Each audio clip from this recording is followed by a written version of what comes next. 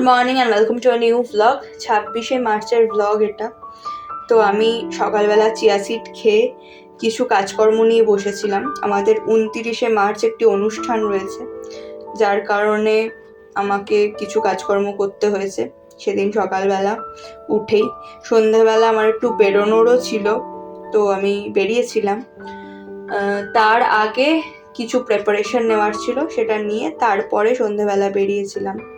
আর লাঞ্চে ছিল চিকেন পকোড়া, মানে ডাল ভাত লাউ ঘন্ট তো ঠিক আছে, সেটা তো সমস্যা নয়, কিন্তু সব থেকে বেশি ফেভারিট হচ্ছে এই চিকেন পকোড়াগুলো।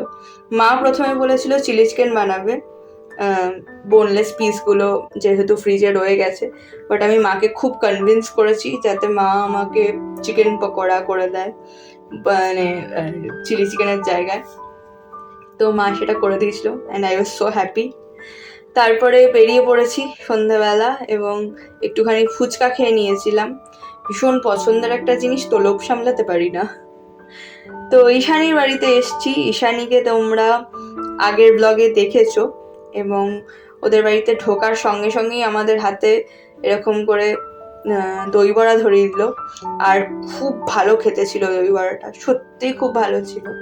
তবে ওর ব্যাপারে একটা ইন্টারেস্টিং জিনিস তোমাদের সাথে শেয়ার করি, সেটা হচ্ছে ওর সেরামিক্সের বিজনেস রয়েছে, এবং তোমরা যদি কেউ চাও তাহলে অবশ্যই ওর কাছ থেকে কিনতে পারো।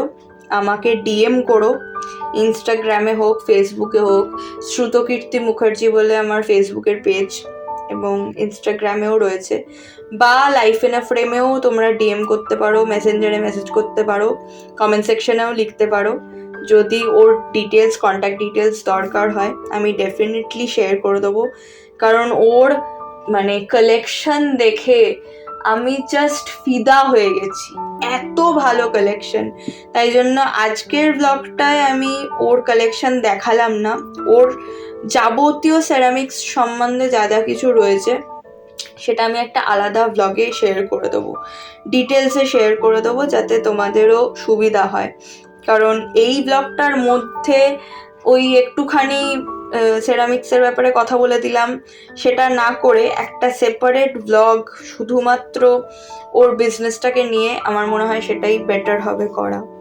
তো সেই কারণে আজকে আর শেয়ার করলাম না। বাট ভীষণ ভালো ভালো ডিনার সেট থেকে শুরু করে, সার্ভিং ট্রেস থেকে শুরু করে, soap dispenser, soup cup, soup bowl, কি নেই।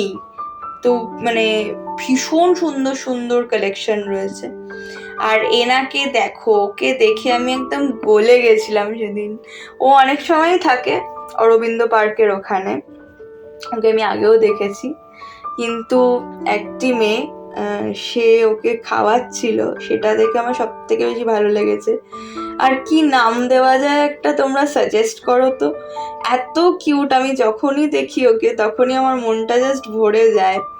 এবং ও কিন্তু ভীষণ শান্ত, সবার কাছে যায়, সবার কাছে আদর খায়, কেউ কেউ ওকে বিভিন্ন খাবার খেতেও দেয়। তো ভীষণই ভালো লাগে আমার। আমি আজকে গেছিলাম একটুখানি চা খেতে, কারণ ফেরার পথে ইচ্ছে হয়েছিল যে একটু গিয়ে চা খেয়ে আসি। তো চা খাচ্ছিলাম আর ওকে দেখছিলাম, আর এত ভাল লাগছিল। এবং ওই মেয়েটিকেও থ্যাংক ইউ, যে চায়ের দোকান থেকে বিস্কিট কিনে এরকম একজন পথ কুকুরকে বিস্কিট খাইয়েছে, সেটা একটা বড় ব্যাপার। আমরা তো সবসময় রিট্রিভার বা পাগ বা এরকম কারোর পিছনে দৌড়াই নাম এবং সৌন্দর্য, না ওরা অনেক বেশি কিউট হয়, বাট এই পথ কুকুরগুলোর জন্য সত্যি আমার মায়া লাগে। ডিনারে ছিল সেদিন ধোকার ডালনা, রুটি, আর এদিকে গাজর। চলো টাটা, দেখা হবে আর একটা নতুন ব্লগে।